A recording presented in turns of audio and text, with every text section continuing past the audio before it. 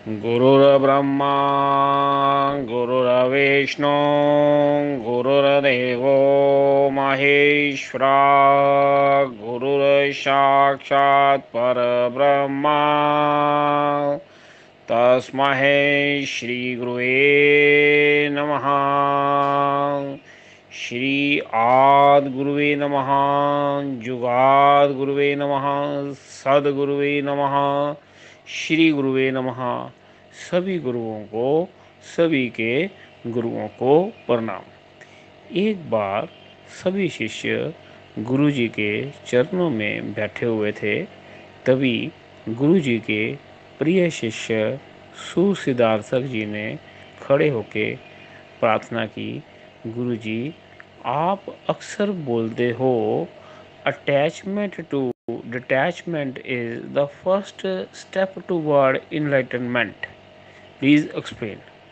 गुरु जी ने सुसिद्धार्थ की तरफ देखा और बोले कि बेटा, जो अटैचमेंट जो है यही हमारे दुखों का मूल कारण होती है और इसी के कारण माया हमें सारा जीवन घिरे रखती है और डिटैचमेंट होते ही हम प्रभु की शरण में चले जाते हैं। इसको एक्सप्लेन करने के लिए मैं तुम्हें दो तीन छोटी छोटी स्टोरीज सुनाऊंगा। इसको समझने से आपको पता लगेगा कि जो मैंने बोला है, क्या जो मैं अक्सर बोलता हूँ attachment to detachment is the first step toward enlightenment, तो ये आपको क्लियर हो जाएगा। तो गुरु जी बोलते हैं कि एक बहुत ही होनहार विद्वान बालक था। उसका नाम था बुद्धूराम। बुद्धूराम जो था उसके एक उसके पास गेंद थी जो कि उसे बहुत ही प्रिय थी। अक्सर वो घंटों उस गेंद के साथ खेला करता। जिस चीज़ के साथ अटैचमेंट होती है ना, हम ज़्यादा समय उस चीज़ को देते हैं और ज़्यादा समय उस चीज़ के साथ बिताने से हमें एक आनंद मिलता है। और क्या था, एक बार बुद्धूराम जो था वो एक नदी पार कर रहा था। नदी के पुल के ऊपर था और गेंद को उछाल रहा था। तो क्या हुआ, बाय चांस वो जो गेंद थी, जो उसकी प्रिय गेंद थी, वो नदी में गिर गई। बुद्धूराम का अपनी गेंद से बहुत अटैचमेंट था। उसने बिना सोचे समझे क्या किया, नदी में अपनी गेंद के पीछे छलांग लगा दी और उसे तैरना नहीं आता था। बुद्धूराम जो था उसकी मृत्यु हो जाती है। सभी लोग बोलते हैं बुद्धूराम ने अपना जीवन गंवा दिया एक गेंद के लिए। लेकिन जो सही था, गेंद ने बुद्धूराम की जान नहीं ली। बुद्धूराम की जान ली उसकी जो attachment toward his favourite ball, जो कि उसकी प्रिय गेंद थी, उसके साथ उसका जो अटैचमेंट था उसने बुद्धूराम की जान ली। ये जो बुद्धूराम की स्टोरी अकेले बुद्धूराम की नहीं है, ऑलमोस्ट हर एक व्यक्ति में एक बुद्धूराम है और उसकी कोई प्रिय गेंद है। ये जो प्रिय गेंद है, फेवरेट बॉल, ये प्रेमिका के रूप में हो सकती है, मान प्रतिष्ठा के रूप में हो सकती है, सफलता के रूप में हो सकती है, धन वैभव के रूप में हो सकती है, ईगो के रूप में, आत्मसम्मान के रूप में हो सकती है। और अक्सर ये बहुत ही इंटेलेक्चुअल लोग जो कि बुद्धूराम कैटेगरी के हैं, और वो क्या करते हैं, अपनी प्रिय गेंद के पीछे ये ईश्वर की सबसे बहुमूल्य दात जिसे हम जीवन बोलते हैं, उसे वो गवा बैठते हैं। अगर बुद्धूराम जो था, अगर उसकी गेंद गिर भी गई, अगर उसके साथ उसकी डिटैचमेंट होती, अगर वो उसके पीछे इतना मूर्ख ना होता, तो बुद्धूराम अपना जीवन नहीं गवा सकता था। आगे गुरुजी बोलते हैं, दूसरी स्टोरी थोड़ी सी लंबी है लेकिन बड़ी मीनिंगफुल है। उन्होंने बोला कि एक बार एक गांव था। वहाँ पे एक व्यक्ति पत्थर तोड़ने का काम करता था। लोग उसे पगला बाबू बोलते थे। पगला बाबू पत्थरों को तोड़ता था, लेकिन पत्थर तोड़ते तोड़ते कुछ पत्थरों से उसकी अटैचमेंट हो गई। वो उन पत्थरों को बहुत ज़्यादा प्रेम करता था। जब प्रेम होता है, अक्वेंटेंसशिप डेवलप हो जाती है, तो उसका उनके साथ एक बहुत गहन संबंध जो था उन पत्थरों के साथ जुड़ चुका था। और उसने क्या किया, अपना एक बोरी थी, उसमें जो उसे पत्थर अच्छे लगते थे वो उन पत्थरों को अपनी बोरी में रखता था, और उसने उनके नाम भी रख दिए थे। ये प्रेम बहुत अंधा होता है जी। तो किसी पत्थर को उसने बोला कि ये मेरी पत्नी का पत्थर है, किसी पत्थर को बोला ये मेरे बेटे का पत्थर है, किसी को बोला ये मेरी बेटी का पत्थर है, किसी पत्थर को बोला ये मेरी माता का पत्थर है, किसी को अपने पिता का पत्थर, किसी को अपने ताया का पत्थर, किसी को अपने चाचा का पत्थर, किसी को उसने अपने मित्र का पत्थर, किसी को उसने अपने परम मित्र का पत्थर बना लिया, किसी को उसने, कुछ पत्थरों को उसने बोला कि ये मेरे सोशल सर्कल के पत्थर हैं। तो ऐसे उसने बहुत सारे पत्थर जो थे इकट्ठे कर लिए थे, और उन पत्थरों के साथ वो बहुत ज़्यादा अटैच्ड था। वो पत्थर लोगों के लिए पत्थर थे, वो उस व्यक्ति का, उस पगले बाबू का क्या था, एक संसार था जिससे वो अथाह प्रेम करता था। लोग अक्सर उसका मजाक उड़ाते थे कि ये 60-70 किलो पत्थर लेके उनका बोझा उठाता हुआ दुखी होके चलता है, लेकिन उसे ये 60-70 किलो का बोझा जो है वो बोझा नहीं लगता था, क्योंकि एक होता है आईक्यू और एक होता है ईक्यू। इंटेलिजेंट क्वेश्चन से हमेशा भारी पड़ता है इमोशनल क्वेश्चन, और वहाँ पे गुरुजी के पास वो भी जाता था। और सभी लोग जो थे वो बोलते थे कि गुरुजी ये पगला बाबू जो है ये मूर्ख है, आप इसको समझाते क्यों नहीं। गुरुजी बोलते हैं कि बेटा, जब एक सही समय आने से पहले ना कोई किसी को समझा सकता है, ना ही किसी को कोई समझ आ सकती है। तो जब सही उचित समय आएगा तो अपने आप प्रभु कृपा से पगला बाबू को समझ आ जाएगी।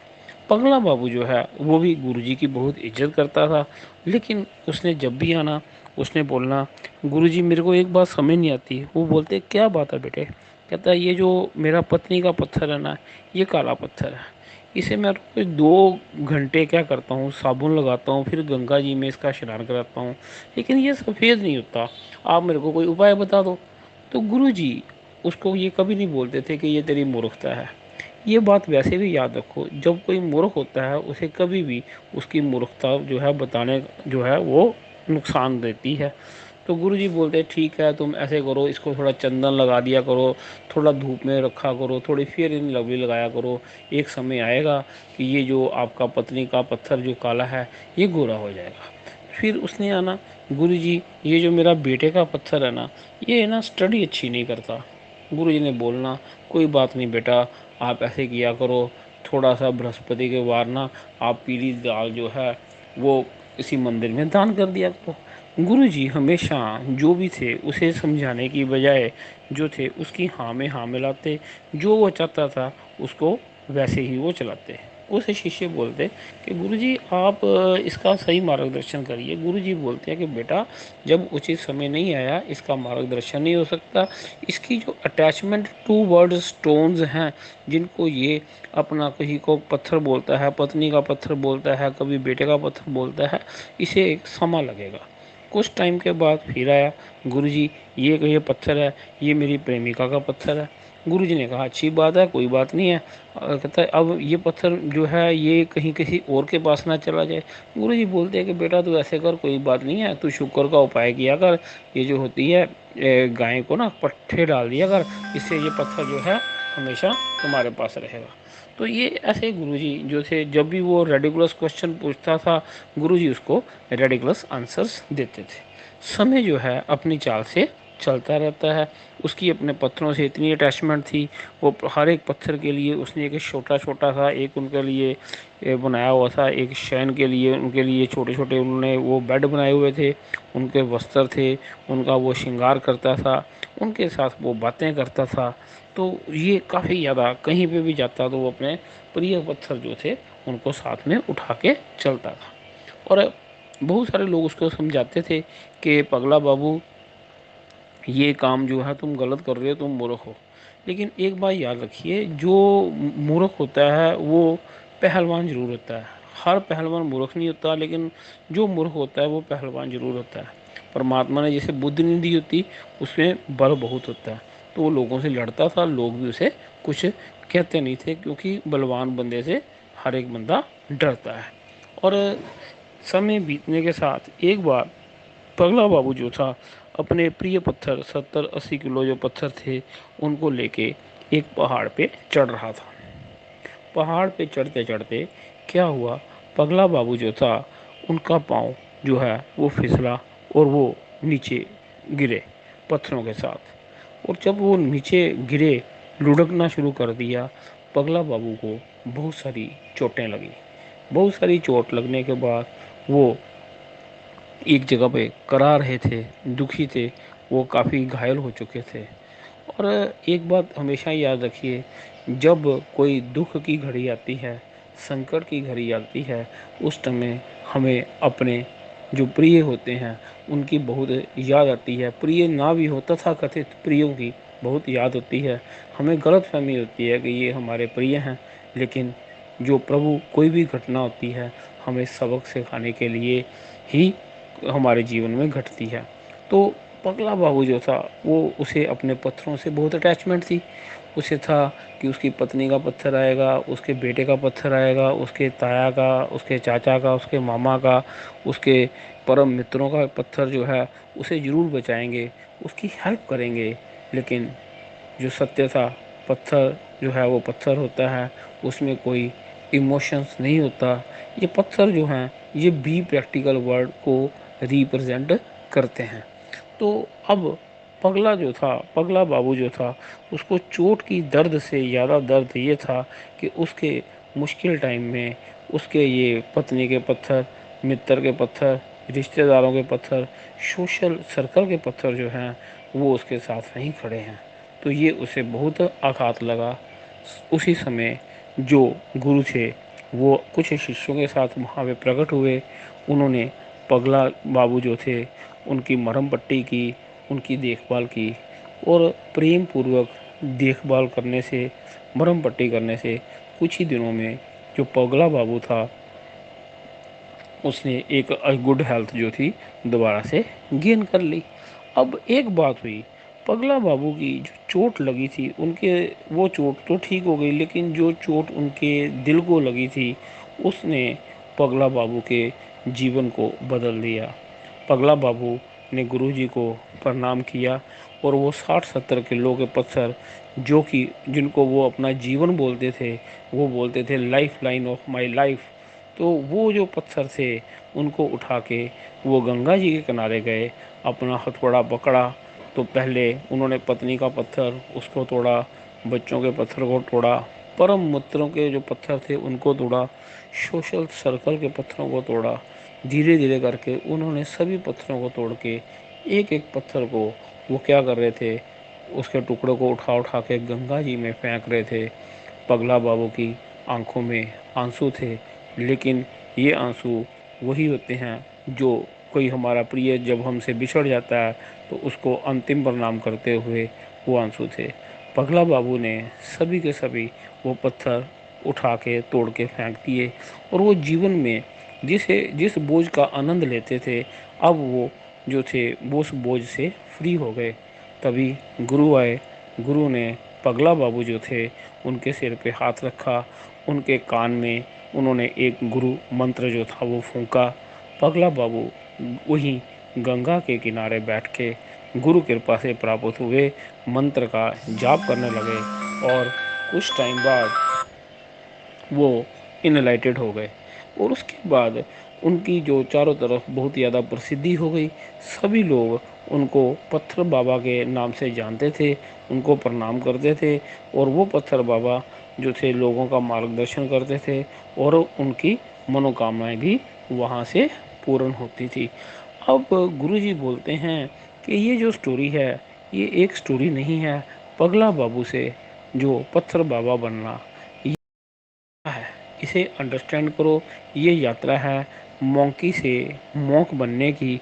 जब हम जो फालतू चीज़ों से की अटैचमेंट को छोड़ के डिटैच्ड हो जाते हैं और अपना सर्वस्व परम पिता परमेश्वर के चरणों में सरेंडर कर देते हैं, तो क्या होता है, हमारे जीवन में प्रभु कृपा, गुरु कृपा हो जाती है।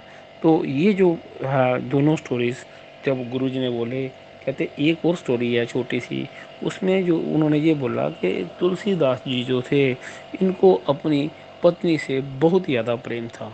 वो उसके प्रेम में अंधे थे। एक बार उनकी पत्नी अपने मायके में जाती है, लेकिन तुलसीदास जी अपनी पत्नी के बिना रह नहीं सकते, तो वो एक रस्सी को पकड़ के उसके सहारे अपनी पत्नी के कक्ष में चले जाते हैं। तो वो पत्नी उनको बोलती है, आपको मालूम है, जब आप इस चौबारे में आए हो, जिस रस्सी को पकड़ के, वो रस्सी नहीं, वो विषैला नाग था, लेकिन आप काम में इतने अंधे थे कि आपको ये दिखाई नहीं दिया। आगे तुलसीदास जी की पत्नी बोलती है, जिस शरीर से आप प्रेम करते हो ये तो मिट्टी हो जाएगा, क्या आपको यही प्रेम उस परम पिता परमेश्वर से नहीं करना चाहिए। जब ये बात उस पत्नी ने बोली, तो अब तुलसीदास जी डिटैच्ड हुए, अटैचमेंट हटी, और उसके बाद उन्होंने जो है आगे महान महान ग्रंथों की रचना की। गुरु जी बोलते हैं कि देखो, जिस चीज़ के साथ हमारी अटैचमेंट होती है वो वैल्यूलेस है, उसकी कोई वैल्यू नहीं है। यहाँ पे एक शेर है, ये तो कशिश मोहब्बत थी कि ताजमहल बना। ये तो कशिश मोहब्बत थी कि ताजमहल बना, वरना ए हसीना तेरी औकात क्या है। वरना ए हसीना तेरी औकात क्या है। गुरु जी बोलते हैं कि जब हमारी अटैचमेंट हो जाती है जिस चीज़ से, चाहे वो चीज़ वैल्यूलेस हो, वो वैल्यूएबल लगने लगती है। और इसी इसी का नाम जो है ये माया है।